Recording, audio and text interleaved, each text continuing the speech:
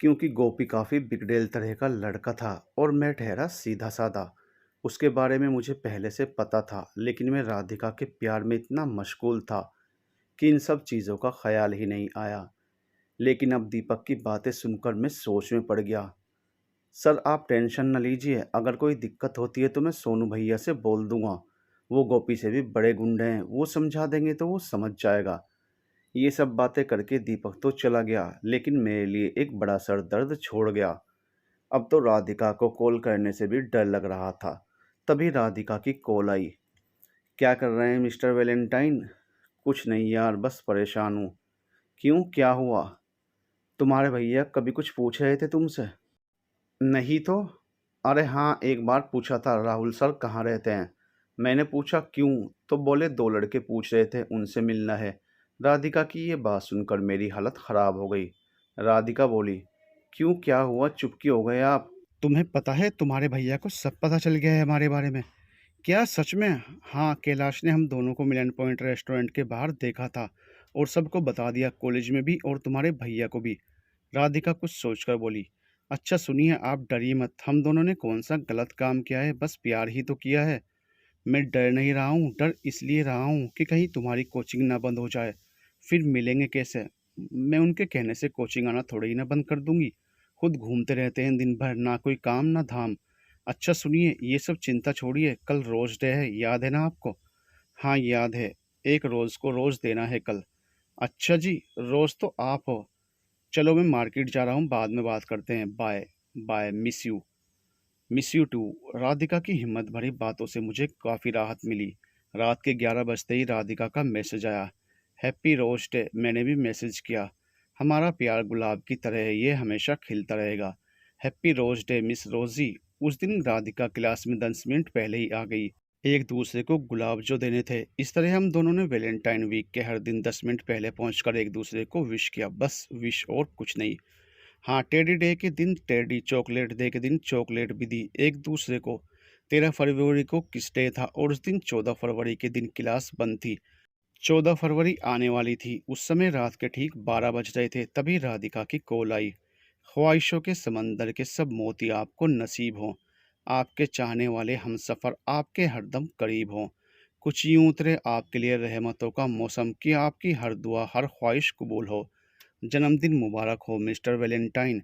राधिका के कशिश भरी आवाज़ में ये पंक्तियां सुनकर मेरा मन खुशियों से भर गया, या यूं कहें तो दिल गार्डन गार्डन हो गया। बहुत बहुत धन्यवाद स्वीट हार्ट, और हैप्पी वैलेंटाइन डे। सुनिए, मुझे आज दिन में आपसे मिलना है, मैं खुश होते हुए बोला। सही में? कहाँ मिलोगी? कोचिंग में। लेकिन कोचिंग तो बंद है ना? एकदम बुद्धू हो आप, बंद है तो सही है ना, कोई नहीं आएगा, सिर्फ मैं और आप। राधिका की इतनी हिम्मत देखकर मैं थोड़ा सरप्राइज था, लेकिन मैंने कोचिंग में मिलने के लिए हामी भर दी। दोपहर 12:30 बजे मिलने का प्लान था। मैं उस दिन ब्लू कलर की टी शर्ट, सफ़ेद जींस, स्पोर्ट्स शूज, वॉच पहनकर 12:35 पर कोचिंग पहुंचा। बैठकर राधिका का इंतजार करने लगा।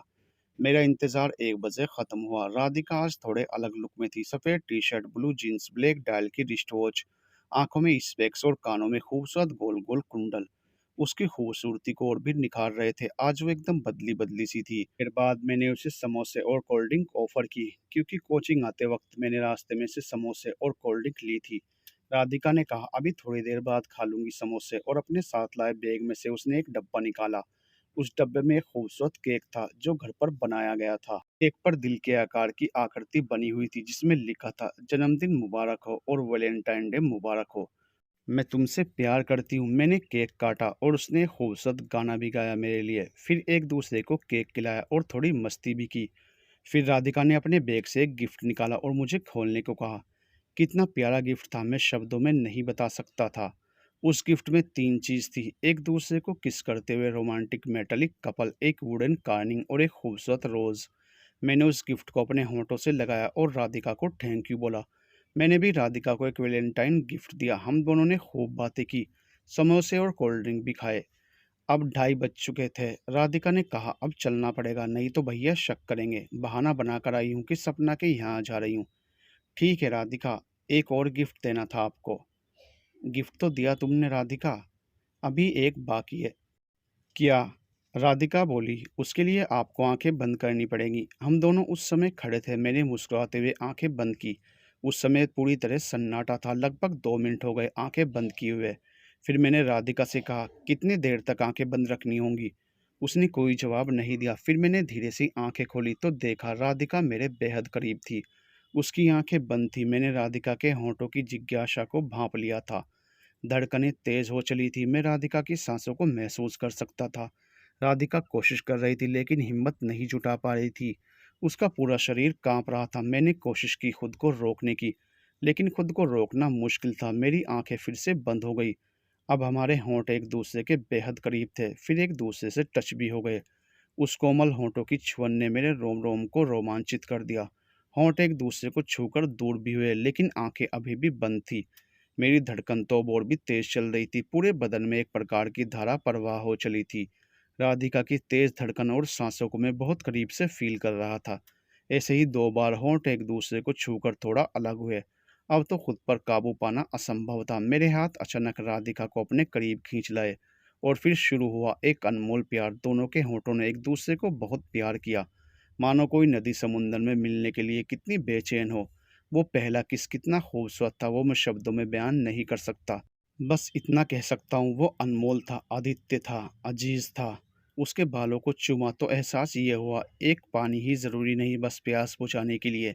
ये सब होने के बाद हम दोनों की दिल की धड़कनें रुकने का नाम नहीं ले रही थी। राधिका का चेहरा नीचे झुका हुआ था, लेकिन उसके चेहरे पर सुकून साफ देखा जा सकता था। हम दोनों चुप थे, कोई शब्द नहीं बचे थे, दोनों एहसासों से बातें कर रहे थे। फिर मैंने कहा, तुम्हारा ये गिफ्ट कभी नहीं भूलूंगा, ये तोहफा पूरी जिंदगी याद रहेगा। Thank you. राधिका निरुत्तर थी, खुश थी, लेकिन कुछ कह नहीं पा रही थी।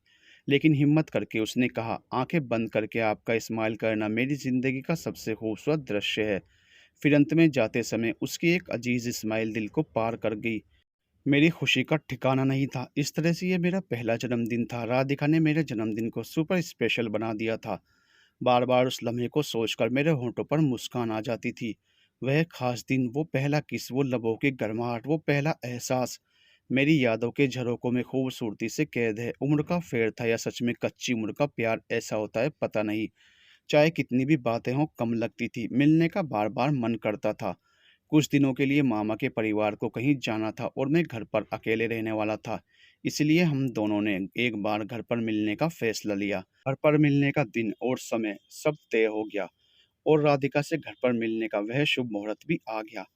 राधिका को पहली बार घर पर बुलाने की घबराहट व उसके आने की बेसब्री से इंतजार ने मेरे धड़कनों की रफ्तार बढ़ा रखी थी।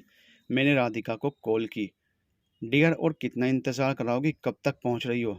बस बस मैं आ गई हूँ, कोई 3-4 मिनट में घर तक पहुँच जाऊँगी। अच्छा सुनो, तुम बेल मत बजाना, दरवाज़ा खुला है, सीधा घर में आ जाना और दरवाज़ा लॉक करके हॉल में आना।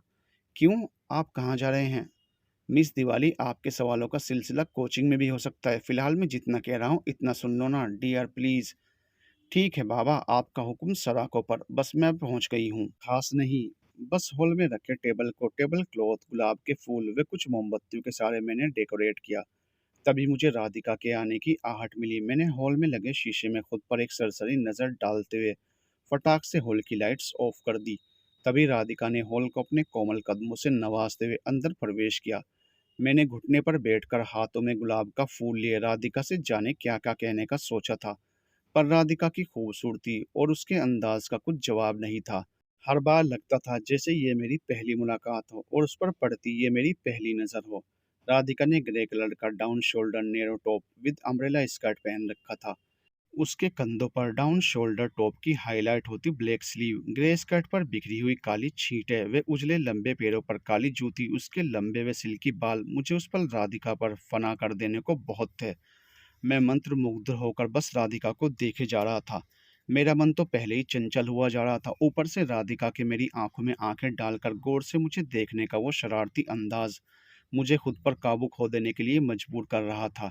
राधिका का ये खूबसूरत अंदाज, ऊपर से उसका मुझे इस कदर देखना, कुछ इस तरह मुझे बेकाबू किए जा रहा था जैसे होली के दिन अपनी माशुका के रुखसार पर गुलाबी गुलाल लगाकर तो खुद मन चंचल अवस्था में रुमानी हुआ पड़ा है। ऊपर से माशुका अगर खुद बैठाकर अपनी आगोश में अपने हाथों से भांग का प्याला पिला रही हो तो जायज़ है, जहन का जर्रा जर्रा बेकाबू हो जाता है। राधिका बोली, वाह, इतना खूबसूरत डेकोरेशन और साथ में इतना स्मार्ट पर्सन, क्या इरादा है जनाब? आप कुछ बोलेंगे? कहाँ खोए हैं आप? मैं अच्छी नहीं लग रही? चुप रहो, तुम अच्छी नहीं, बहुत अच्छी लग रही हो। मेरे लफ्ज़ों में बयां करूं मैं खूबसूरती तुम्हारी, बस इतना समझ लीजिए मोहतरमा, सुंदरता का झरना भी तुम हो, खूबसूरती का दरिया भी तुम हो। तुम्हें देखकर चांद भी शर्माता होगा, तुम जैसा दूजा कोई अब ये खुदा भी ना बना पाता होगा। राधिका मनमोहक मुस्कान के साथ बोली, अच्छा अच्छा, और कुछ मत कहना तारीफ करने में जनाब, कोई सानी नहीं है आपका, बस तारीफ ही करेंगे या कुछ खिलाएंगे भी, बहुत भूख लगी है। ओहो, मेरी जान को भूख लगी है, मैं बनाता हूँ कुछ तुम्हारे लिए।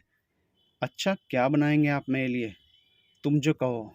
अच्छा जी, तो 2 पैक जाम बना दीजिए। Full to full romantic mood में हो आज तुम राधिका। आपकी नशीली आंखें देखकर कोई भी रोमांटिक और मदहोश हो जाएगा।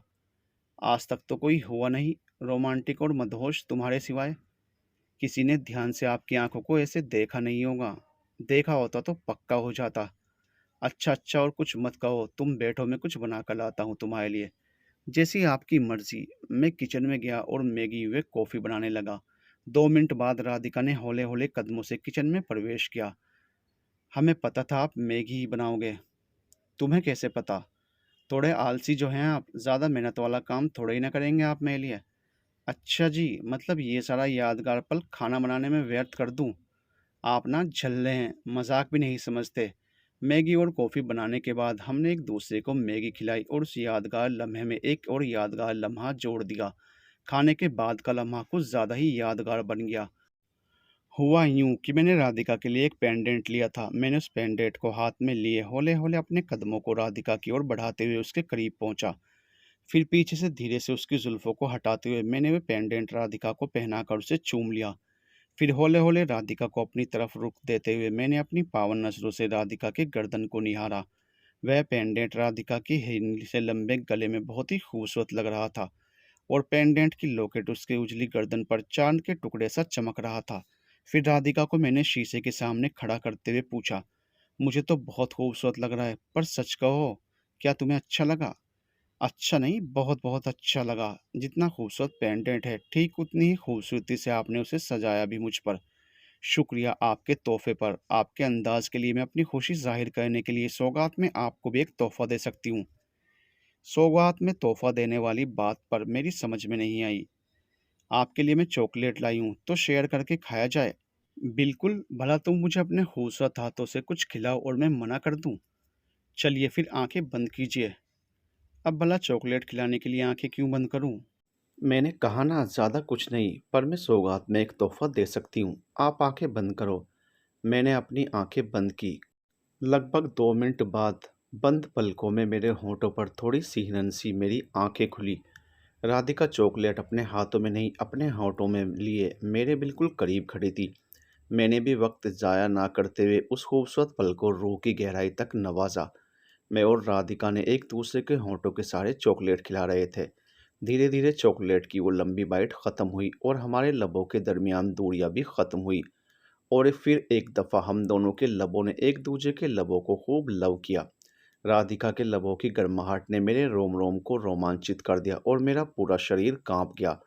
कांप तो राधिका भी रही थी, मेरी तरह उसका भी ज़र्रा ज़र्रा रोमांचित हो चला था। उस समय खुद पर काबू पाना बहुत मुश्किल था। उस मोमबत्ती की रोशनी में पलके झुकाए राधिका अप्सराओं की भी राजकुमारी लग रही थी। हम दोनों शर्मीले थे, इतना पैशनेट कि इसके बाद एक दूसरे से आंखें नहीं मिला पा रहे थे। लेकिन फिर 1-2 मिनट बाद हमने एक दूजे को गले से लगाकर खूब आहें भरी। एक दूजे को गले लगाकर जो सुकून मिला उसे शब्दों में बयान नहीं किया जा सकता। हम दोनों उस पल के एक-एक पल को खूब एन्जॉय कर रहे थे। हम दोनों एक दूजे की बाहों में सुकून का पल जी ही रहे थे। तभी मुझे घर में किसी के आने की आहट सी हुई। मैंने कुछ घबराकर राधिका से पूछा, तुमने दरवाज़ा तो बंद किया था ना? ओहो! शायद मैं दरवाज़ा बंद करना भूल गई हूँ। तुम यहीं रुको, मैं दरवाज़ा बंद करके आता हूँ।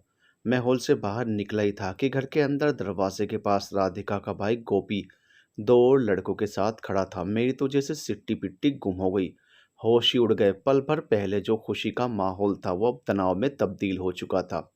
गोपी गुस्से में लाल था। वो अन्य लड़कों को वहीं रुकने का इशारा करते हुए मुझसे बिना कुछ बोले घर के और अंदर की तरफ जा रहा था।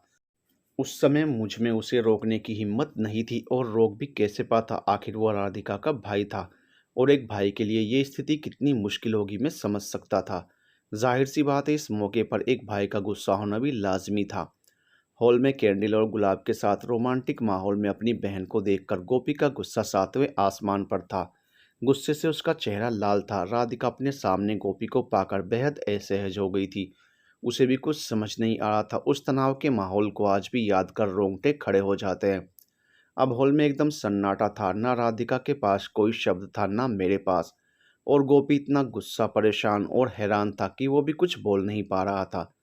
राधिका के हाथों को पकड़कर वो उसे घर के बाहर ले जाने लगा। मैं कुछ नहीं कर सकता था। मैं गोपी के सामने बेहद शर्मिंदा था। जाते समय उसने एक वाक्य बोला, तुझे तो मैं बताऊंगा। अपने भाई के मुंह से मेरे लिए आपकी जगह तू शब्द का संबोधन सुनकर राधिका और भी मायूस हो गई। मुझे भी बुरा लगा, लेकिन जब इस तरह की बात हो तो गोपी का गुस्सा होना लाजमी था। गोपी राधिका को लेकर चला गया, साथ ही साथ मेरे सपनों को भी तोड़ गया। उस दिन ना नींद आई, ना चैन, और नींद आए भी तो कैसे। राधिका के बारे में सोच सोच कर परेशान था। बार बार मोबाइल का इनबॉक्स चेक कर रहा था कि कम से कम एक मैसेज आ जाए राधिका का। लेकिन उस दिन ना तो राधिका का कोई मैसेज आया, ना ही कॉल। कॉल करने से भी डर लग रहा था कि कहीं उसका मोबाइल गोपी के पास ना हो, और इसकी पूरी संभावना भी लग रही थी। इसीलिए इंतज़ार के अलावा मेरे पास और कोई ऑप्शन नहीं था। वो रात बड़ी ही भयानक रात थी। पूरी रात में सो नहीं पाया। बस करवटें बदलता रह गया। तरह तरह के बुरे ख्याल मन में आ रहे थे। कहीं गोपी राधिका का कॉलेज ना छुड़वा दे, कहीं फ़ोन ना जब्त कर ले, उस पे हाथ तो नहीं उठाया होगा, कहीं मुझे कोचिंग में आकर बेइज्जत ना कर दे। इस तरह के बुरे ख्याल मेरे मन को और पीड़ा पहुंचा रहे थे। अब तो बस एक ही रास्ता था, भगवान पर भरोसा करना, क्योंकि वही सब चीज़ें सही कर सकते थे। जैसे-तैसे वो रात कटी। सुबह मुझसे रहा नहीं गया और मैंने काँपते हाथों से राधिका को कॉल लगाया। लेकिन ये क्या, नंबर स्विच ऑफ था। मेरी बेचैनी और भी बढ़ गई, लेकिन और कुछ कर भी नहीं सकता था। मजबूरी इंसान के लिए सबसे बड़ा अभिशाप होती है, मुझे उस दिन पता चला। अब ना राधिका की कॉल आती थी, ना मैसेज। उसका नंबर भी नहीं लगता था। उसके बारे में कोई सूचना भी प्राप्त नहीं होती थी। अब हर दिन बड़ा गम जैसा लगने लगा। वो दिन कितने मुश्किल थे, शब्दों में नहीं बता सकता। उन दिनों का हाल गम अपना क्या बताऊं आपको। दिल से बातें करना दस्तूर था हमारा। लोग मरते हैं एक बार में, जिंदगी में हर रोज मरना फितूर था हमारा। राधिका की सहेली सपना भी कुछ दिनों तक कोचिंग नहीं आई। लेकिन जब हफ्तों के बाद कोचिंग में सपना के दर्शन हुए तो उससे पता चला गोपी ने राधिका का कॉलेज ही छुड़वा दिया है। मोबाइल भी नहीं है राधिका के पास, और गोपी ने घर में राधिका की काफ़ी इंसल्ट भी की है। मैंने सपना से कहा तुम राधिका से बात कर सकती हो। नहीं सर, पता चल जाएगा गोपी को तो मेरा भी कॉलेज और कोचिंग दोनों छूट जाएगा। गोपी ने मुझे भी मना किया है राधिका से मिलने के लिए। सपना की बातें सुनकर मेरी परेशानियां और भी बढ़ गई। फिर एक दिन पता चला राधिका के पापा की पोस्टिंग उत्तराखंड में हो चुकी है और राधिका का पूरा परिवार वहीं शिफ्ट हो चुका है। उस घटना को 5 महीने बीत गए। मैं हर रात इंतजार करता था कि आज राधिका की कॉल आएगी, लेकिन हर दिन निराशा हाथ लगती थी। जब भी किसी अनजान नंबर से कॉल आती, मैं जल्दी से उठाता था, लेकिन जब पता चलता था कि ये राधिका की कॉल ना होकर किसी और की है तो मोबाइल पटकने का मन करता था। धीरे धीरे उम्मीदें खत्म हो गई। कॉलेज खत्म होने के बाद मुझे एनटीपीसी बिलासपुर छत्तीसगढ़ में नौकरी मिल गई। मैंने 1 साल के दौरान ही अपनी नौकरी बदल ली और उत्तर प्रदेश जल निगम में आ गया। मेरी तैनाती वाराणसी में हुई। उस दिन ट्रेन के पूरे सफर में राधिका का चेहरा मेरे सामने घूम रहा था। उस यात्रा का एक मिनट भी ऐसा नहीं था जिसके ख्यालों में राधिका ना हो। अफसोस भी हो रहा था कि मुझे देखते ही ख्याल क्यों नहीं आया कि ये राधिका है। ठीक उसी समय ख्याल आया होता तो ट्रेन छोड़ देता, थोड़ी देर बात करता, उसका हाल चाल लेता। खैर, अब पछताकर भी क्या मिलता। 2-3 दिन तो खूब ख्याल आया और फिर मैं अपने दैनिक कामों और पढ़ाई में व्यस्त हो गया। धीरे धीरे राधिका का ख्याल फिर से दिल से निकल गया। उस ट्रेन की घटना के ठीक 3 महीने बाद मेरा यूपीएससी का एग्ज़ाम था। मैंने पढ़ाई पर ध्यान केंद्रित किया और जी जान से अपनी तैयारी के अंतिम दौर का रिवीजन करने लगा। फिर एग्ज़ाम का दिन भी आ गया। मेरा एग्ज़ाम सेंटर वाराणसी में ही था। एग्ज़ाम सेंटर की हालत सही नहीं थी। सेंटर के बाहर न बैठने की जगह, न कोई वॉशरूम। यूपीएससी प्री के पहले पेपर का एग्ज़ाम सुबह 9 से 12 तक होना था। दूसरा पेपर उसी दिन 2 से 5 बजे तक था। मैं ठीक आधे घंटे पहले सेंटर पर पहुंच गया और ठीक 8:35 पर अपनी सीट पर भी बैठ गया। भीषण गर्मी थी और मेरा कमरा ऊपरी मंजिल पर था। उस कमरे में मात्र एक पंखा लगा हुआ था। मेरी सीट लास्ट वाली बेंच पर थी। और पंखा बीच में, और उसकी स्पीड ऐसी थी मानो उसमें जान ही ना हो। मैं पसीने से लथपथ था, इसलिए मैंने सोचा जब तक पेपर नहीं बट रहा मैं बीच की बेंच पर बैठ जाता हूँ। पसीने से थोड़ी तो राहत मिलेगी। मैं बीच वाली बेंच पर बैठ गया। पसीना सूखने के बाद मैं आराम की मुद्रा में बेंच पर नीचे की तरफ सर रखकर आराम फरमा रहा था। तभी किसी की आवाज़ आई, एक्सक्यूज़ मी, ये मेरी सीट है। उस आवाज़ से मुझे कुछ अनुभूति हुई कि ये जानी पहचानी सी है। मैंने सर उठाकर देखा तो मेरे आश्चर्य की सीमा नहीं रही और मुंह से निकल पड़ा, राधिका। राधिका भी बोली, आप? फिर हम दोनों आश्चर्य से निशब्द हो गए। मैरून कलर की कमीज, दुपट्टा, आंखों में वही चमक, चेहरे पर वही तेज, वही गुलाबी रुखसार, वही होंठ, वो असीम प्यार, वो चाहत, जन्मदिन, सुकून से गले लगाना, वो रोमांटिक किस, वो रोमांटिक पल, वो घंटों फोन की बातें। मात्र कुछ सेकंडों में ही राधिका और मेरा पूरा भूतकाल मेरे चेहरे के सामने गोते लगा गया। तभी बेल बज गई और पेपर बंटने शुरू हो गए। सबको आवंटित किए हुए सीट पर बैठने को कहा गया। मैंने राधिका से बोला, एग्ज़ाम के बाद बात करते हैं, पहले अच्छे से एग्ज़ाम दो, ऑल द बेस्ट। आप भी पूरा फोकस करना एग्ज़ाम पर, एग्ज़ाम के बाद बात करती हूँ आपसे, बेस्ट ऑफ लक। पहले 10-15 मिनट तो राधिका के बारे में सोचने में ही निकल गए, लेकिन यूपीएससी का पेपर था तो फोकस करना बेहद ज़रूरी था। राधिका को देखने के बाद एक गजब का ऊर्जा का संचार हुआ था और मैंने उस ऊर्जा का उपयोग भी किया और मेरा एग्ज़ाम अच्छा गया। एग्ज़ाम के बाद हमने वहीं बैठने की कोशिश की, लेकिन परीक्षक महोदय ने हम दोनों को क्लासरूम के बाहर जाने की हिदायत दी। क्लासरूम से निकलकर हम लोग सीढ़ियों पर आ गए। मैं हिम्मत नहीं जुटा पा रहा था कि किस तरह बात शुरू करूं, लेकिन राधिका के अंदर हिम्मत थी। वो बोली, कैसे हैं आप? अच्छा हूँ, तुम कैसी हो? मैं भी अच्छी हूँ। कहाँ रहते हैं आप और क्या करते हैं? मैं जल निगम में अवर अभियंता हूँ, यहीं श्री राम नगर कॉलोनी वाराणसी में रहता हूँ। क्या सच? हाँ, झूठ क्यों बोलूँगा? हम भी तो वहीं रहते हैं, किराए के मकान में अपने हस्बैंड के साथ। रियली? हाँ। अच्छा, तुम उनके साथ आई हो? क्या नाम है उनका? राधिका बोली, जतिन, मिलना चाहोगे आप? मैं कुछ सोचकर बोला, हाँ ज़रूर। ठीक है, आइए मिलवाती हूँ। गेट के बाहर निकलकर राधिका ने जो ही जतिन से मुझको मिलवाया। सुनिए, ये हैं राहुल सर, मेरे कॉलेज के। मेरी आंखें फटी की फटी रह गई। ये तो वही जतिन है जो मेरे डिवीज़न में बाबू है। जतिन ने मुझे नमस्ते तो किया, लेकिन किसी असमंजस में था। जतिन और मुझे ऐसे देखकर राधिका भी हैरान थी। मैंने इस असमंजस को दूर करने के लिए बोला, आओ सब कहीं बैठकर बात करते हैं। एग्ज़ाम सेंटर के आसपास बैठने की कोई व्यवस्था भी नहीं थी। तभी जतिन बोला, सर हम अपनी कार से हैं, चलिए पास में एक रेस्टोरेंट है, अभी 1.5 घंटा है सेकंड पेपर में। फिर हम लोग कार में बैठकर रेस्टोरेंट गए। रेस्टोरेंट में हम लोगों ने एक दूसरे की शंकाओं का समाधान किया। राधिका और भी खुश लग रही थी ये जानकर कि जतिन मेरे साथ काम करता है। मैंने और राधिका ने जतिन को अपने प्यार से रूबरू नहीं कराया और रूबरू कराना उचित भी नहीं था। छुपाना ही सही था, क्योंकि उस प्यार का अब कोई मतलब नहीं था। राधिका अपनी ज़िंदगी में खुश थी। मुझे ये तो पता था कि जतिन मेरी ही कॉलोनी में रहता है और ये जानकर खुशी भी हुई कि राधिका मेरी ही कॉलोनी में रहती है। लेकिन ये जानकर मुझे अच्छा नहीं लगा कि जतिन उसका पति है, क्योंकि मैं जतिन के काम व्यवहार से परिचित था और जतिन को मैं 1-2 दफ़ा किसी अन्य महिला के साथ शॉपिंग मॉल में भी देख चुका था। शॉपिंग मॉल में दिखी महिला को ही मैं जतिन की पत्नी समझता था और आज पता चला कि राधिका उसकी पत्नी है। ये सवाल मेरे दिमाग में कौंध रहा था कि कहीं जतिन राधिका को धोखा तो नहीं दे रहा है। लेकिन ये सब पूछने का सही समय नहीं था, इसलिए मैं चुप रहा। जतिन का कार्य व्यवहार भी बहुतों को नहीं पसंद था। संक्षेप में कहूँ तो वह राधिका के लिए परफेक्ट नहीं था। रेस्टोरेंट के बाद हम लोग वापस सेकंड पेपर देने आ गए। सेकंड पेपर देने जाते समय सीढ़ियों पर राधिका ने पूछा, या यूं कहूँ अपना कंसर्न जताया, मेरी वजह से आपको उन दिनों बहुत परेशान होना पड़ा था, उसके लिए सॉरी। मैं आपसे बात करना चाहती हूँ, लेकिन समझ नहीं आ रहा कैसे, कहाँ और कब। मैंने सोचा नंबर एक्सचेंज कर लेते हैं, लेकिन फिर ये सोचकर चुप रहा कि मेरी वजह से राधिका की खुशी ना मिट जाए।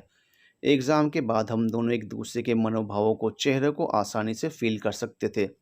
दोनों कुछ कहना चाहते थे, कई सालों की आप बीती को एक दूसरे से शेयर करना चाहते थे, एक दूसरे के सुख दुख से वाकिफ़ होना चाहते थे, एक दूसरे के पल पल से वाकिफ़ होना चाहते थे, लेकिन ना जगह थी ना सही समय। काश राधिका अकेले आई होती तो ज़रूर इतने सालों की कहानी को उसी दिन जान गया होता। लेकिन काश काश ही होता है। अंत में जाते समय अपने हस्बैंड के सामने राधिका ने बड़ी ही हिम्मत से, लेकिन कुछ घबराहट भरी आवाज़ में कहा, सर अच्छा लगा आपसे मिलकर। आप हमारी कॉलोनी में रहते हैं लेकिन कभी घर नहीं आए। कभी समय निकाल कर आइए डिनर पर हमारे यहाँ। अच्छा लगेगा हम दोनों को। इतना सुनकर जतिन के चेहरे पर मैं शिकन को साफ पढ़ सकता था, लेकिन राधिका के निमंत्रण को अस्वीकार करने की हिम्मत मुझ में नहीं थी। सच बताऊं तो वो निमंत्रण नहीं था, वो एक संकेत था कि राधिका ठीक नहीं है, उसे मेरी ज़रूरत है। मैं भी चाहता था राधिका की ज़िंदगी की कहानी को जान सकूं, उसका साथ दे सकूं, और मैंने निमंत्रण को स्वीकार कर आने की हामी भर दी। ज़रूर कभी आऊँगा तुम्हारे घर। आई एम सॉरी, मुझे ध्यान ही नहीं था, आपको भी तो उसी कॉलोनी जाना है। आप भी चलिए हम लोगों के साथ। हम तीनों कार में बैठ गए। रास्ते में हम तीनों चुप थे। कुछ समय बाद मेरा घर आ गया और एक क्यूट सी मुस्कान, लेकिन मुझसे कुछ उम्मीद के साथ राधिका ने मुझसे विदा ली। उस दिन राधिका से इतने सालों बाद मिलकर खुशी तो हुई, लेकिन ऐसा महसूस हुआ कि राधिका बेहद परेशान है और वो मुझसे कुछ कहना चाहती है। पता नहीं किस्मत में क्या लिखा था, राधिका किसी और की हो चुकी थी, लेकिन इस तरह राधिका का मेरी ज़िंदगी में बार बार आना, पता नहीं खुदा मेरे साथ कौन सा खेल खेल रहे थे। राधिका के लिए मेरे दिल में अभी भी वही जगह थी जो कॉलेज के समय हुआ करती थी। इस बात का एहसास मुझे उस दिन हो रहा था। राधिका परेशान है, ये बातें कहीं न कहीं मुझे बहुत परेशान कर रही थी, और अब ज़िंदगी का एक मकसद बन चुका था कि राधिका की परेशानी को जानकर उसे दूर करना है। अब मैं जतिन के आमंत्रण का इंतज़ार करने लगा, और ये इंतज़ार राधिका के जन्मदिन के एक दिन पहले ख़त्म हुआ, जब जतिन ने ऑफ़िस में मुझे घर आने के लिए निमंत्रित किया। सर, फ्री हो तो कल घर पर आ जाइएगा, और आपके रात का भोजन मेरे यहाँ ही होगा। ज़रूर, मैं ज़रूर आऊँगा। जतिन ने नहीं बताया कि कल राधिका का जन्मदिन है, लेकिन राधिका का जन्मदिन भला मैं कैसे भूल सकता था। अब कल के लिए मेरे सामने गिफ्ट चुनने की चुनौती थी, क्योंकि राधिका अब शादीशुदा थी और उसके लिए आंख मूंद कर कोई भी गिफ्ट ले जाना मूर्खता थी। काफ़ी माथापच्ची के बाद मैंने गिफ्ट शॉप से राधा कृष्णा की एक छोटी व सुंदर मेटालिक आइडल खरीदा। अगले दिन शाम करीब 7 बजे मैं जतिन के घर पहुंचा। बेल बजाई और दरवाज़ा खुलते ही धानी रंग की साड़ी पहने राधिका के दर्शन हुए। हमेशा की तरह वह बहुत खूबसूरत लग रही थी। गिफ्ट देते हुए मैंने उससे जन्मदिन की हार्दिक बधाई दी। फिर पूछा, जतिन कहाँ है? वो मार्केट गए हैं, आते ही होंगे। आज तुम्हारा जन्मदिन है और तुम अकेली हो घर में? मैं जन्मदिन मना कहाँ रही थी। वो तो इस बार मनाने की सोची ताकि आपको आमंत्रित कर सकूं। मैंने गौर किया, राधिका कुछ घबराई हुई थी। मैंने उसे बैठने के लिए कहा, लेकिन वो खड़ी रही। मैंने महसूस किया वो कुछ कहना चाहती है, लेकिन कह नहीं पा रही है। उसकी घबराहट को देखकर मैं कुछ पल भूल गया कि वो शादीशुदा है, और सोफे से उठकर उसके हाथों को पकड़कर पास बैठाने ही वाला था कि मेरी नज़र उसकी चूड़ियों पर गई। फिर मुझे ध्यान आया, राधिका शादीशुदा है, और मैंने खुद को कंट्रोल किया, लेकिन मुझे खड़ा होकर राधिका खुद को नहीं रोक पाई और मेरे गले लग गई। मैं असमंजस में पड़ गया। मेरा दिल मुझसे दो तरह की बातें कर रहा था, और दोनों बातें एक दूसरे के विपरीत थी। ये लगा ये तो गलत है, मैं ऐसा कर राधिका की ज़िंदगी को ख़राब नहीं कर सकता। फिर दूसरे ही पल लगा कि राधिका किसी संकट में है, उसे मेरी सख्त ज़रूरत है, और शायद अभी भी वो मुझसे प्यार करती है। 2 पल की जद्दोजहद के बाद मैंने राधिका के साथ जाने का निर्णय लिया, लेकिन तब तक राधिका मुझसे अलग हो गई। उसकी आंखों में आंसू थे। आंसुओं को छुपाकर रुंधे गले से सॉरी बोलते हुए पीछे मुड़कर वो अंदर के कमरे की तरफ जाने लगी। मैं हैरान वहीं खड़ा था। अब तो मैं पूरी तरह आश्वस्त था कि राधिका को मेरी बेहद ज़रूरत है। मैंने हिम्मत की और अंदर की तरफ गया। अंदर में 2 कमरे थे। एक कमरे का दरवाज़ा खुला हुआ था, लेकिन उस कमरे में राधिका नहीं थी। दूसरे कमरे का दरवाज़ा अंदर से बंद था। मैंने दरवाज़ा नॉक किया, लेकिन राधिका ने दरवाज़ा नहीं खोला। मैंने राधिका को आवाज़ दी, लेकिन वो खोल नहीं रही थी। काफ़ी प्रयास के बाद उसने दरवाज़ा खोला। दरवाज़ा खुलने के बाद हम दोनों एक दूसरे से लिपट गए। सालों बाद एक दूसरे के आलिंगन से एक दूसरे के जज्बातों को, धड़कनों को साफ-साफ महसूस कर सकते थे। लेकिन राधिका से प्यार कुछ इस कदर था कि उसके साथ कुछ भी गलत हो, ये मैं बिल्कुल नहीं चाहता था। कुछ सोचकर मैंने अभी फीलिंग्स पर कंट्रोल किया और राधिका से अलग हो गया। अलग होने के बाद राधिका की नज़रें ऊपर की तरफ थी और आंखें नम थी। प्लीज़ आप वहीं जाकर बैठ जाओ सोफ़े पर। मुझे लगा मैंने गलत किया। कोई तो बात है जिससे राधिका बेहद परेशान है। मैंने राधिका के माथे पर चुंबन करते हुए पूछा, क्या बात है, मुझे सब बताओ। कुछ देर हम दोनों वहीं खड़े रहे। पूरा सन्नाटा था। फिर कुछ देर बाद राधिका बोली, मैं बताना नहीं चाहती किसी को भी। मैं हार मान चुकी थी, लेकिन दोबारा आपको देखकर लगा कि आप अपने हो, आपको बताना चाहिए। हाँ, मैं तुम्हारा ही तो हूँ, तुम पूरी बात बताओ। राधिका ने कांपते हाथों से मेरी तरफ कागज़ का एक टुकड़ा बढ़ाते हुए रूंधे गले से कहा, मैंने कुछ लिखा है इस पर, आप इसे अपने घर पर पढ़ लीजिएगा। सब पता चल जाएगा आपको। अभी आप हॉल में सोफ़े पर बैठिए, वो आते ही होंगे। मैं तब तक कॉफ़ी बनाकर लाती हूँ। मैं सोफ़े के पास चला आया। मैं जल्द से जल्द उस लेटर को पढ़ना चाहता था, लेकिन जतिन के आने का समय था और लेटर को वहाँ पढ़ना उचित नहीं था। अब मैं जल्द से जल्द घर जाना चाहता था, ताकि मैं जल्द से जल्द लेटर को पढ़ सकूँ। कुछ मिनटों बाद जतिन आया। राधिका का जन्मदिन सेलिब्रेट किया गया, केक काटा गया, लेकिन वो खुश नहीं थी। हालांकि जन्मदिन मनाने के बाद राधिका के स्वादिष्ट छोले भटूरे खीर खाकर खुशी नसीब हुई, लेकिन कहीं न कहीं सारा मन उस लेटर को जल्दी से पढ़ने पर था। उसके बाद मैं जाने लगा। जाते वक्त भी राधिका की नज़रें मुझे ऐसे देख रही थी मानो वो मुझसे बहुत कुछ कहना चाहती है। घर आने के बाद मैंने जल्दी से कपड़े चेंज कर आरामदायक कपड़ों में बेड पर बैठकर लेटर को खोलने से पहले किस किया और खोलकर पढ़ना शुरू किया। सच बताऊं, हमें उम्मीद थी कि आप कभी ना कभी ज़रूर मिलोगे और मैं इंतज़ार भी करती थी। जब भी मैं कभी रेलवे स्टेशन या बस स्टेशन पर होती या कभी एग्ज़ाम देने जाती तो यही सोचती कि आप मिल जाओ। और उस दिन आपको एग्ज़ाम हॉल में देखकर मेरी खुशी का ठिकाना नहीं रहा। ऐसा लगा मेरी ज़िंदगी जिसमें घोर अंधेरा छा गया है। आप एक उम्मीद की किरण हो, पता नहीं आप क्या सोचेंगे, लेकिन सच बताऊँ तो मेरे दिल में आपकी अभी भी वही जगह है जो पहले थी। अब मैं आपको दूर होने के बाद की अपनी सारी कहानी सुनाती हूँ। उस दिन आपके रूम से घर जाने के बाद भैया ने घर में काफ़ी बेइज्जती की। मेरा मोबाइल मुझसे ले लिया गया और कोचिंग कॉलेज जाने पर भी पाबंदी लगा दी गई।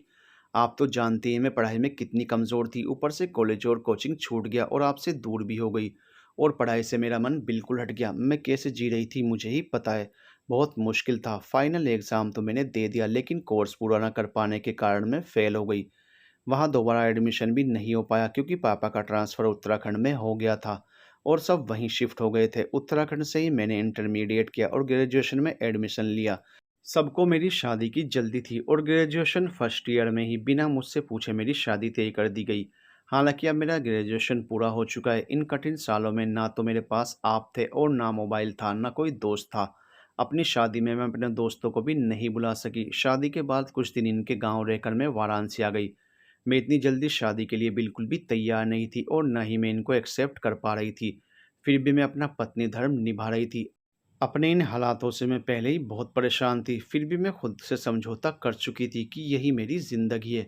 लेकिन एक दिन कुछ ऐसा हुआ कि मेरी परेशानी ज़्यादा हो गई। एक दिन मेरा मोबाइल स्विच ऑफ था और मेरे पापा की इनके मोबाइल पर कॉल आई। मैं कभी इनका मोबाइल यूज़ नहीं करती थी, ना ही मैं उनके मोबाइल पर इतना ध्यान देती थी। लेकिन उस दिन उनके मोबाइल से पापा से बात करने के दौरान व्हाट्सएप पर लगातार नोटिफिकेशंस आ रहे थे। शायद गलती से वे डेटा ऑफ करना भूल गए थे। कॉल के दौरान उनका ध्यान मोबाइल पर था कि जल्दी से बात खत्म हो और वो मोबाइल ले लें। मुझे कुछ शक हुआ और मैंने बहाना बनाया कि आवाज़ प्रॉपर नहीं आ रही, छत पर जाकर बात करती हूँ। छत पर जाकर मैंने वो नोटिफिकेशन चेक की। मैं हिल गई। मेरी लाइफ तो पहले से ही नर्क बनी हुई थी और अब इनके मोबाइल में किसी लड़की के न्यूड फोटोज़, गंदे चैट्स और उससे इनकी प्यार भरी बातों ने मुझे झकझोर कर रख दिया। चैट से पता चला कि ये अक्सर मिलते भी हैं और वो सब करते हैं जो बेहद आपत्तिजनक था।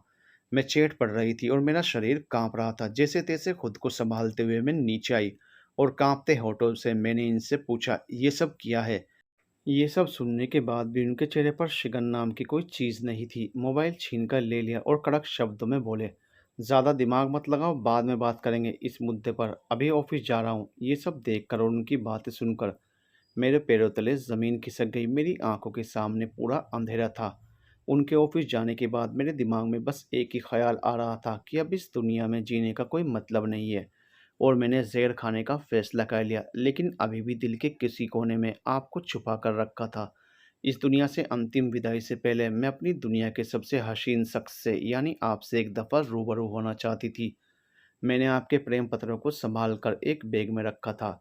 पत्रों को मैंने अखबार के एक पेपर में लपेट कर रखा था। एक पत्र को निकाल कर मैंने सबसे पहले उसे किस किया और पढ़ना शुरू किया। उस पत्र को पढ़कर मेरे आंसू और तेज़ हो गए।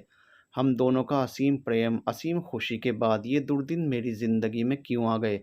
मेरी आखिरी तमन्ना आपकी बाहों में दम तोड़ने की थी, लेकिन वो पूरा होता कहीं कहीं दूर तक नहीं दिख रहा था। पढ़ने के बाद जब मैं पत्र को उसी अखबार के पन्ने में लपेट रही थी, तभी मेरी नज़र उस अखबार की एक हेडिंग पर गई, जिस पर लिखा। हेडिंग पढ़ने के बाद मैंने उस न्यूज़ को पढ़ना शुरू किया। दरअसल उस न्यूज़ में एक दूसरी राधिका की प्रेरक कहानी थी, जो शादी के बाद पति और ससुराल वालों के दुर्व्यवहार, मारपीट, दहेज प्रताड़ना से पीड़ित थी। पेट में पल रहे गर्भ के बावजूद उसे तलाक भी दे दिया गया। इन सब के बाद भी उसने एक काम कर दिखाया, जो सबके लिए मिसाल बन गया। इतने कठिन दिनों के समय उसने कुछ ऐसा करने का फैसला लिया, जो उसे खुद सुकून दे सके और वो सबके लिए प्रेरणा बन सके। तलाक और पेट में 4 महीने का भ्रूण होने के बाद भी उसने अपने पिता के घर पर ही यूपीएससी की तैयारी करने का फैसला लिया। शुरुआत में गज़ब का संघर्ष था। बच्चा होने के बाद उसकी देख-रेख और घर का सारा काम करने के बाद भी उसने अपनी पढ़ाई को ब्रेक नहीं दिया। तैयारी में लगभग 2 साल का समय लगा और आखिर उसने यूपीएससी क्वालीफाई ही नहीं किया, बल्कि महिलाओं में तीसरी रैंक भी प्राप्त की। उस राधिका के संघर्ष की कहानी पढ़कर मेरे सोचने का तरीका बदल गया। मैंने सोचा, एक राधिका है जो मुझसे कहीं 100 गुना ज़्यादा बुरी स्थिति में थी, फिर भी उसने हिम्मत नहीं हारी और संघर्ष की एक बेहतरीन मिसाल पेश की। और एक मैं हूँ जो संघर्ष से भाग रही हूँ। नाम एक ही है दोनों का, लेकिन काम में मैं इतनी पीछे क्यों? उस कहानी को पढ़ने के बाद मैंने खुदकुशी का विचार त्याग दिया। अब मैंने संघर्ष करने का फैसला लिया। मैंने सोच लिया कि अब मुझे भी यूपीएससी की तैयारी करनी है और मुझे जतिन से तलाक भी लेना है। लेकिन मैंने दिमाग से काम लिया। मैं तलाक लेकर पापा पर आर्थिक बोझ नहीं बनना चाहती हूँ, इसलिए ये सब बातें मैंने अभी घर पर नहीं बताई हैं। मैंने सोच लिया कि आईएएस बनने के बाद जतिन को तलाक दूंगी। इस बीच मैंने समझदारी से काम लेना उचित समझा। मैंने फिर उनसे कुछ बात नहीं की। कुछ दिनों बाद मैंने उनसे कहा, आप जो भी कर रहे हैं, अगर आप सच में उन्हें प्यार करते हैं तो करिए। बस मुझे एक सपोर्ट कर दीजिए। मुझे पढ़ना है और पढ़ाई में मुझे कोई एतराज़ नहीं चाहिए।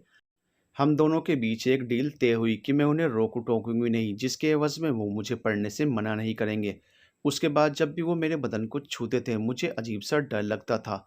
मैं इन सब से जल्दी से निजात पाना चाहती हूँ। इस सब के बाद मैंने पूरी एहतियात बरती है कि मैं गर्भवती ना हो पाऊँ, क्योंकि आईएएस बनने के पहले मैं कोई बच्चा नहीं चाहती और ख़ासकर उस व्यक्ति का अंश अपनी कोख में बिल्कुल नहीं पालना चाहती, जिसे मैं प्यार नहीं करती। इस मामले में भगवान अभी तक मेरे साथ हैं, लेकिन कोई भरोसा नहीं कब क्या हो, क्योंकि वो अक्सर रात में पीकर आते हैं और ऐसे में खुद को बचा पाना बेहद मुश्किल है। मैं संघर्ष कर रही हूँ, लेकिन बीच-बीच में टूट जाती हूँ।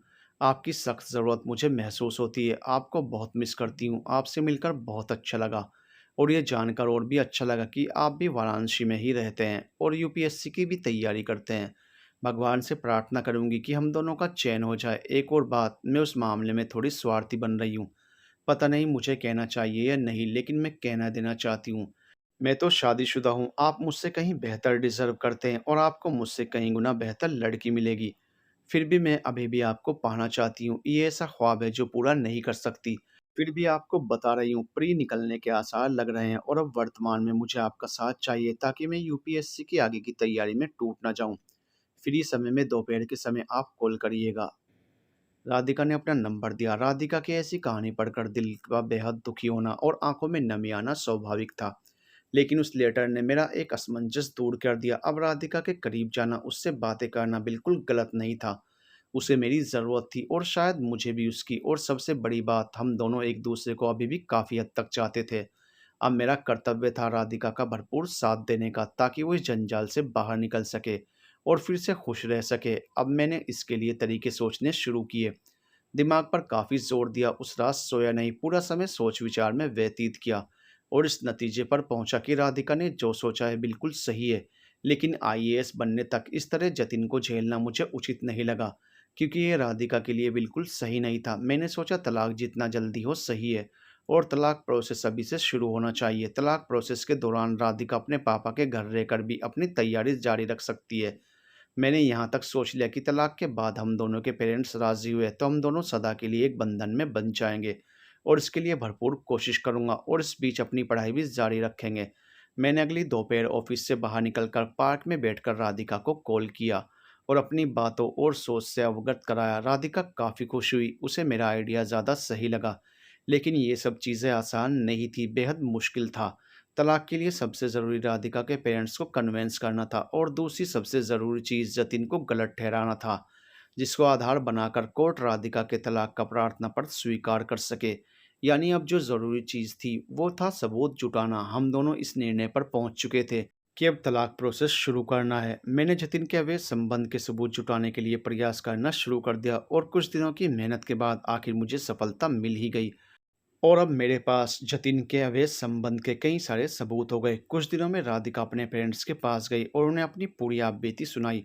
आप बीती सुनकर घर का माहौल गमगीन हो गया और उसने पुख्ता सबूत भी दिखाए। कुछ दिनों के आपसी विचार के बाद राधिका के मम्मी पापा और भाई सब तलाक की बात पर राजी हो गए। अब जतिन से राधिका के पापा ने बात की। काफी होट टॉक हुई और राधिका के पापा ने राधिका को जतिन के पास भेजने से साफ साफ मना कर दिया। मामला गंभीर हो गया। दोनों पक्षों में काफी कहासुनी हुई और तलाक के लिए मामला कोर्ट में चला गया। जतिन राधिका से तलाक नहीं चाहता था, लेकिन सबूतों के आधार पर कोर्ट ने जतिन के अवैध संबंध को आधार मानते हुए राधिका के तलाक की अर्जी को मंजूर कर लिया। वह दिन हम दोनों के लिए ऐतिहासिक था। उस दिन राधिका के तलाक की अर्जी मंजूर हो गई और प्री का रिजल्ट भी आया, जिसमें हम दोनों पास हो गए। जतिन को पता चला कि उसकी शादी तोड़ने में मैंने अहम भूमिका निभाई है और वो मेरा दुश्मन बन गया, लेकिन मैंने उसकी परवाह नहीं की। राधिका से व्हाट्सएप पर ज़्यादा बात होती थी, कॉल पर कम, क्योंकि उसके घर पर सब होते थे, बात करना मुश्किल होता था। अब जो सबसे ज़रूरी था वह था हम दोनों की शादी। हम दोनों ने हिम्मत करके अपने अपने पेरेंट्स को मनाने की कोशिश की, लेकिन अब तक के संघर्ष की कहानी में ये काम सबसे ज़्यादा कठिन था। कुछ दिनों की जद्दोजहद के बाद राधिका के पेरेंट्स तो मान गए, लेकिन मेरे पेरेंट्स बिल्कुल भी राज़ी नहीं थे। वे इस बात पर अड़े थे कि मेरी शादी किसी तलाकशुदा लड़की से बिल्कुल भी नहीं हो सकती, लेकिन मेरे पास कोई ऑप्शन नहीं था। मैं बीच रास्ते में राधिका को इस तरह नहीं छोड़ सकता था। मैंने उसे भरोसा दिलाया, कुछ समय लग रहा है लेकिन मैं पेरेंट्स को मना लूँगा। मैंने उसे मेंस पर फोकस करने को कहा। इस जद्दोजहद के बीच मैंने मेंस की अपनी पढ़ाई जारी रखी। दोनों ने यूपीएससी मेंस का एग्ज़ाम दिया। मेंस के एग्ज़ाम के बाद मैंने हार नहीं मारी और अपने मम्मी-पापा को मनाने की कोशिश को और भी तेज़ कर दिया। काफ़ी जद्दोजहद हुई, लेकिन अंत भला तो सब भला, आखिर मम्मी-पापा मान गए। राधिका को बताया तो उसकी खुशी का ठिकाना नहीं रहा। दोनों पक्ष के पेरेंट्स एक-दूसरे से मिले और हम दोनों की खुशी के लिए सहमत हो गए। शादी की डेट भी तय हो गई। हम दोनों रोज शादी के बाद के सपने देखने लगे। शादी का दिन नज़दीक आने लगा। दोनों पक्ष शादी की तैयारियों में लग गए। शादी का दिन भी आ गया। लखनऊ के एक होटल में शादी संपन्न होनी थी। उस दिन शादी के सुर्ख लाल जोड़े में राधिका की सुंदरता शादी के उस खूबसूरत माहौल में चार चांद लगा रही थी। सब हम दोनों के जोड़ी की तारीफ कर रहे थे। शादी सकुशल और बेहद सुंदर तरीके से संपन्न हुई। नई बहू का मेरे घर में स्वागत घर के रीति रिवाजों से संपन्न हुआ। शादी के बाद की पहली रात हम दोनों ने बातों में गुजार दी। एक दूसरे को इतने करीब पाकर इतने सालों की अनकही सारी बातें एक दूसरे के साथ शेयर की। अगले 2 दिन बाद हम दोनों हनीमून के लिए, जो पहले से ही नियोजित था, मसूरी गए। मसूरी की खूबसूरत वादियों में पहुंचकर हमने पहले से बुक होटल में एंट्री ली। हम करीब सुबह 8 बजे मसूरी पहुंच चुके थे। कुछ देर आराम कर हमने मसूरी की खूबसूरत वादियों की सैर की और खूब इंजॉय किया। पूरे दिन की मस्ती के बाद रात का खाना खाकर हम दोनों 9:30 बजे रात में होटल वापस लौटे। होटल रूम में प्रवेश करने के बाद रूम का नज़ारा ही बदल चुका था। हल्की ब्लू लाइट, गुलाब की पंखड़ियों से सजा बेड, लाइट और धीमी आवाज़ में गूंजता संगीत और तरह तरह के खूबसूरत चीज़ों से सजा कमरा मुझे मदहोश कर रहा था। मैंने राधिका से कोई सवाल नहीं किया, क्योंकि मुझे समझते देर नहीं लगी कि ये सब राधिका का प्लान है। मैं बाथरूम में गया, कपड़े चेंज किए और बेड पर आकर बैठ गया। अब बाथरूम में जाने की बारी राधिका की थी। उसने काफ़ी इंतज़ार कराया। करीब 25 मिनट के इंतज़ार के बाद राधिका बाथरूम से निकली। मेरे होश उड़ गए।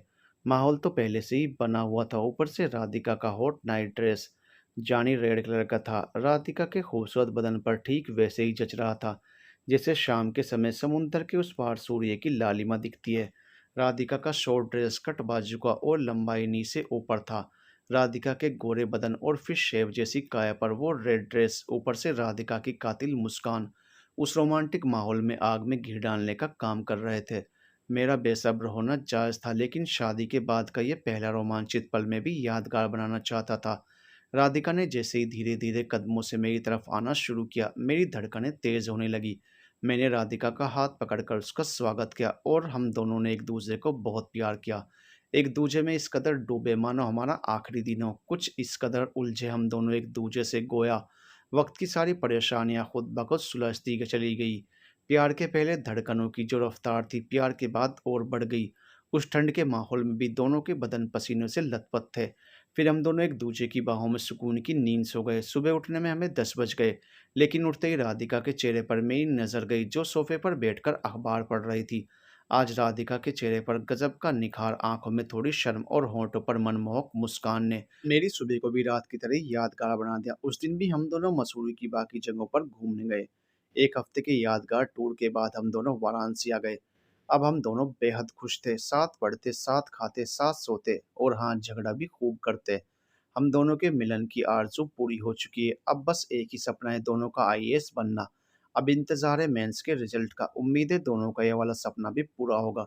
तो यही है राधिका और राहुल की कहानी, जिसकी शुरुआत कच्ची उम्र में शुरू हुई और एक दूसरे को पाने की आरज़ू नौजवानी में पूरी हुई। इस सफ़र में दोनों ने काफ़ी संघर्ष भी किया, ले